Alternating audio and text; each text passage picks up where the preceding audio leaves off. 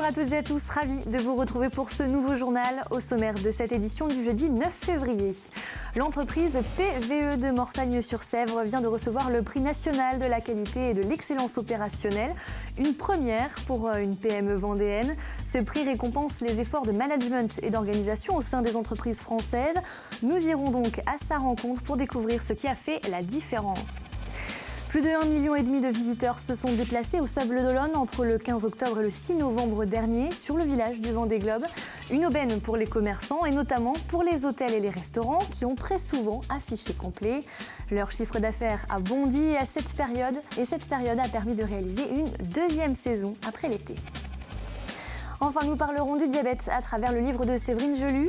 Cette Vendéenne a décidé de raconter son histoire sans tabou, ses recettes et ses astuces pour aider les autres malades à faire face à la maladie et à la stabiliser. Mais avant de développer tous ces titres, le verdict tant attendu et aussi tant redouté par les chefs cuisiniers est tombé ce jeudi matin. Le guide Michelin a dévoilé les 70 nouvelles étoiles pour cette édition 2017. Et parmi les nouveaux primés, on retrouve deux Vendéens, Xavier Giraudet qui tient le restaurant La Robe à Montaigu et Nicolas Coutan du restaurant Les Genêts à Brême-sur-Mer. Ce dernier est décidément de tous les prix puisqu'il avait obtenu il y a quelques mois le titre de grande demain de la région du Grand Ouest dans le Goemio. Tous deux sont bien entendu très honorés par cette distinction du guide Michelin qui va avoir de belles retombées pour leur restaurant.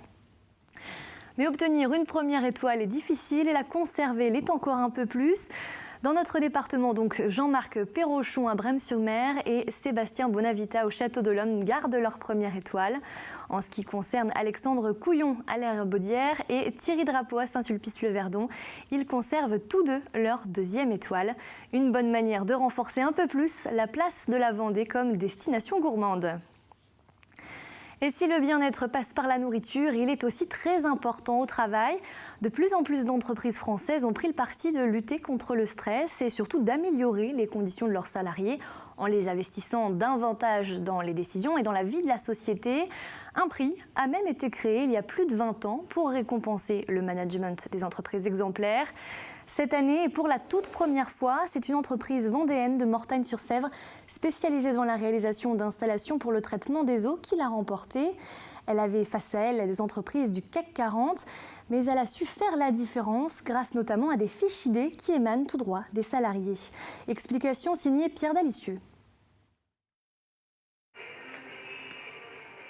Tous les matins, ces salariés s'échauffent avant de se mettre au travail.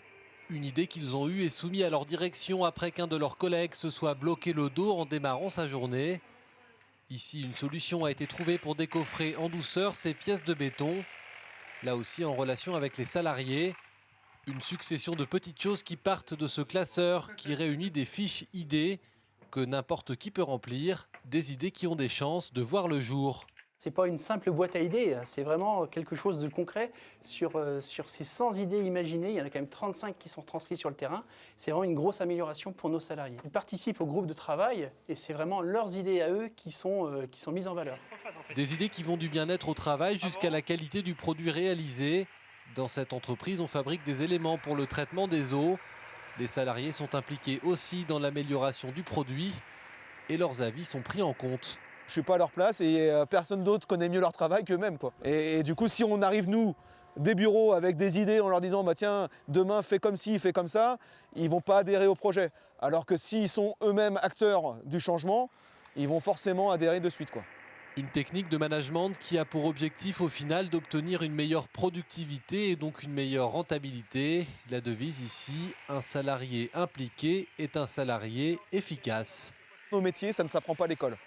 Donc demain, quand j'ai un salarié qui vient chez moi, je le forme, il faut qu'il reste des années. Donc c'est avant tout la recherche de la pérennité avant la productivité. Mais effectivement, on se rend compte qu'en les impliquant au maximum dans tous nos projets d'amélioration, finalement, on associe aussi bien pérennité et productivité. Ce qui est l'objectif au final, quoi. Qui est l'objectif au final pour être une entreprise performante. Une démarche qui a été récompensée. L'entreprise a remporté à Paris le Grand Prix national France Qualité Performance, sous le patronage du ministère de l'Économie et des Finances, ainsi que du MEDEF. Depuis le 15 octobre dernier, avec l'ouverture du village du Vendée Globe, les Sables d'Olonne vivent au rythme de cette course mythique à la voile sans escale et sans assistance. Plus d'1,5 million de visiteurs ont séjourné un ou plusieurs jours dans la commune pour le plus grand bonheur des commerçants. Tous les hôtels étaient complets plusieurs mois à l'avance et certains restaurants ont même été contraints de refuser des clients certains jours. Une situation digne d'une saison estivale, mais au tout début de l'hiver. Alors que 10 skippers sont encore en mer, les retombées économiques sont déjà très positives. C'est ce que nous explique Élodie Pépin. Avec 1,5 million de visiteurs recensés entre le 15 octobre et le 6 novembre, le Vendée Globe aura encore été une aubaine pour la ville des Sables d'Olonne. À l'office de tourisme, il a fallu faire face à l'affluence des touristes. Par rapport à 2012, la précédente édition, l'office de tourisme a connu une fréquentation en hausse de l'ordre de 10 à 15% en fonction des périodes. Je voudrais rappeler que sur la période du départ du Vendée Globe, on a eu une météo exceptionnelle. Donc oui, on peut dire que le Vendée Globe 2016 a bénéficié d'une fréquentation en augmentation. Une fréquentation en augmentation qui a profité aux commerçants et aux restaurateurs, notamment sur le port. Dans ce restaurant, durant toute la durée du village, Patrick Foucault a dû refuser de nombreux clients. Les 3 semaines qui précèdent le départ, pour la partie octobre, ça peut être considéré comme un mois de juillet, des jours comme des mois de juillet, comme un mois de juillet. Et la partie de novembre, c'est-à-dire 8 jours avant le départ, on peut considérer que c'est une semaine de 15 jours. Oui. Indéniablement, on est vite complet. Dans les hôtels également, les chambres ont fait le plein. À l'hôtel des voyageurs, cette année fut un moment particulier puisque la famille d'Armel Lecléache a séjourné durant 4 jours pour l'arrivée du skipper. Mais le départ reste tout de même la principale période d'affluence. À partir du moment où le village a ouvert, au 15 octobre, à 2-3 jours près, on a fait 100% de réservation, et là jusqu'au départ, jusqu'au 5 au 6 novembre. C'était carrément comme un mois d'août, même mieux, je dirais. Et si le village du Vendée Globe a désormais fermé ses portes, il reste encore 10 skippers en mer, de quoi faire le bonheur des commerçants sablés. Et si à terre, le Vendée Globe est une très bonne nouvelle pour l'économie et le tourisme vendéen, en mer, ce n'est pas vraiment le même plaisir. Le moral des marins, encore en lice, est mis à rude épreuve à cause de conditions météo très changeantes. Romain Attanasio est toujours au coude à coude avec Didac Costa et leur duel rappelle celui de Yann Eliès et de Jean Le Cam il y a peu. À l'avant, Éric Bellion et Conrad Coleman font face à des vents violents. Du côté d'Alan Roura et de Rich Wilson, l'alternance tempête et pétole ne leur permet pas de se reposer et commence à les décourager. Alan Roura confiait même dans un message qu'il n'en pouvait plus de cette torture. Il ne sait plus quelle stratégie adopter et se sent complètement démoralisé. Et ça peut se comprendre puisque cela fera bientôt 100 jours qu'ils ont quitté la terre ferme. On en vient à l'agenda football de ce vendredi. Les Herbiers se déplacent à Concarneau, dans le Finistère, pour leur dernier match à l'extérieur. Les Vendéens, actuellement 15e au classement provisoire, vont devoir se battre pour tenter de décrocher une victoire face au leader de National. Le rendez-vous est fixé ce vendredi à 20h au stade Kéran-Pérou de Concarneau. Parlons nature à présent, puisque l'Observatoire du patrimoine naturel du Marais Poitevin a sorti très récemment ses tout derniers relevés. Et il apparaît que différentes espèces sont bien implantées dans le Marais, mais aussi que d'autres diminuent. En effet, cette zone humide est en constante évolution et il faut donc veiller à la préserver. Ces dernières années, les politiques publiques se sont concentrées sur la restauration d'habitats naturels pour continuer à protéger la biodiversité. Le Marais Poitevin, un marais scruté à la loupe par Grégoire de Châtillon. Lancé en 2004, l'Observatoire du patrimoine naturel du Marais Poitevin s'est fixé un double objectif, à la fois évaluer les richesses biologiques du Marais et en suivre l'évolution. C'est quelque chose de très important. En fait, le Marais Poitevin est une terre qui est vivante, donc qui évolue. Et avoir un suivi de la biodiversité permet de savoir comment sur ce territoire, qui est un territoire d'exception, comment ce territoire, la vie, la biodiversité donc, évolue. C'est devant les 140 participants, représentant une soixantaine de structures, acteurs du Marais Poitevin, qu'ont été donnés les premiers résultats. Sur les faits marquants des dernières années dans notre observatoire du patrimoine naturel, on se rend compte qu'on a une augmentation des canards en hiver sur le Marais Poitevin, qui stationnent en baie de l'Aiguillon ou dans la réserve de Saint-Denis-du-Péret ou dans l'estuaire du Lay. Cette journée ne concerne que l'évolution de quelques espèces, comme le suivi et la protection du busard cendré, qui représente sur le Marais 20% du territoire national. C'est assez stable, on a entre 100 et 150 nids de busards par an sur le périmètre du parc naturel régional. Par contre, c'est beaucoup lié aux pratiques des agriculteurs, c'est-à-dire que c'est les dates de moisson qui vont déterminer la réussite de l'envol des jeunes. Donc c'est pour ça qu'il y a un travail des associations de protection de la nature qui font des actions de protection pour favoriser l'envol des jeunes. Tout est une histoire d'harmonisation entre l'homme et la nature sur ce territoire à la biodiversité sensible où l'on note une raréfaction des poissons, grenouilles et libellules. Le fameux frêne tétard, lui, pourrait bien à cause d'une maladie ne plus bientôt être l'emblème de la Venise verte. Le Marais Poitevin est une terre vivante et fragile, en perpétuelle mutation. On ouvre une page santé avec, pour commencer, ce point sur la grippe. Elle reste encore très présente sur l'ensemble du pays et du département, comme vous pouvez le constater sur cette carte du réseau Sentinelle. Pourtant, depuis quelques jours, les organismes de veille sanitaire constatent qu'elle est en phase de recul.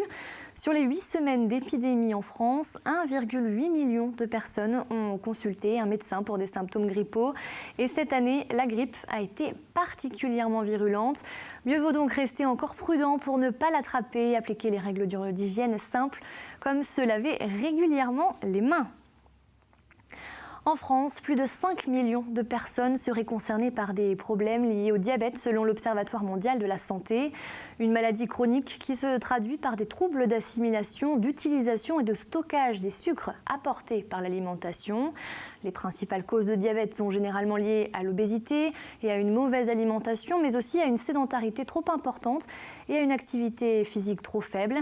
C'était le cas de Séverine Gelu. Lorsque les médecins lui annoncent qu'elle est atteinte d'un diabète de type 2, elle décide de réagir. Elle change radicalement son hygiène de vie et en quelques mois, ses résultats s'améliorent. Pour faire part de son histoire et surtout aider les autres malades, elle se raconte sans tabou dans un livre intitulé « Diabète, un espoir ».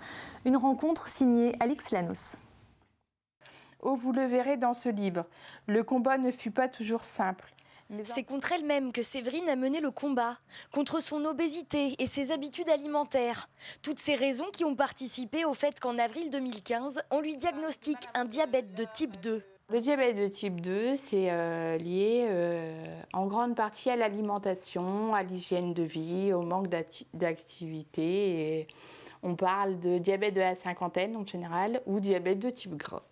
À l'époque, Séverine pèse 108 kilos. Le verdict est sans appel et son cas inquiétant. Les piqûres quotidiennes d'insuline et les conséquences du diabète la terrorisent. Alors elle décide de se prendre en main, radicalement, à commencer par son alimentation.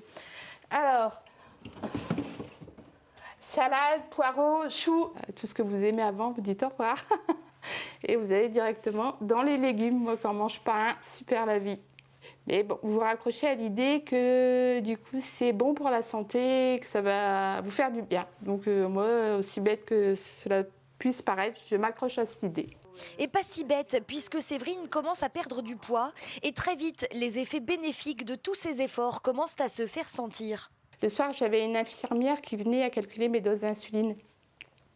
Et donc chaque soir, je voyais qu'elle baissait progressivement les unités d'insuline.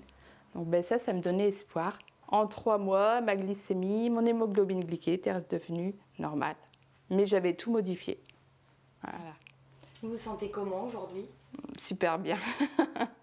Super bien, heureuse, voilà. Et puis d'avoir au moins pu rétablir la situation. C'est pour aider d'autres malades et donner de l'espoir que Séverine a écrit ce livre. Elle s'y raconte sans rien cacher des difficultés qui ont jalonné son parcours. Elle qui faisait à peine quelques pas il y a 2 ans, marche désormais 20 km par jour. Le diabète, elle le sait, l'accompagnera toute sa vie.